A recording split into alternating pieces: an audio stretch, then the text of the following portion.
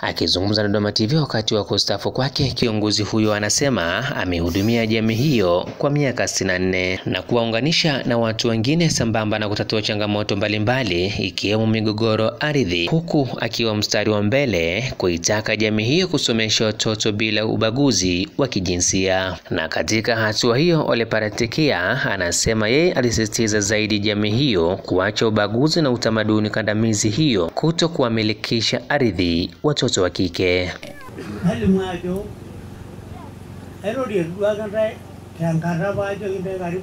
Kipindi changu cha uongozi niliwaasa jamii kuacha tabia za kuozesha watoto wadogo na kuwataka wapeleke watoto shule. Meshak Saskar, kiongozi wa mila, akizungumza kustaafu kwa kiongozi huyo, na hapa anaeleza. Kwa mujibu wa katiba yetu ya Malaigwanani, lazima ustaafu kwa sababu huwezi tena kutumikia jamii kwa hali ya uzee ambayo kawaida lazima mtu awe mzee.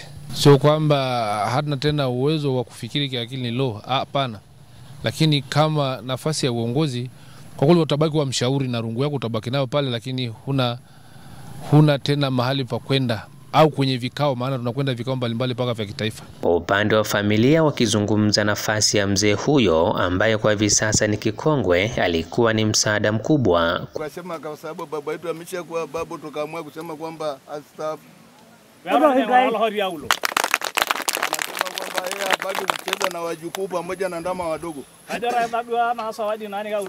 Ilikuwa iko mama fulani ambao bwana wake amefariki, akawacha ana watoto 7, akaja kunililia.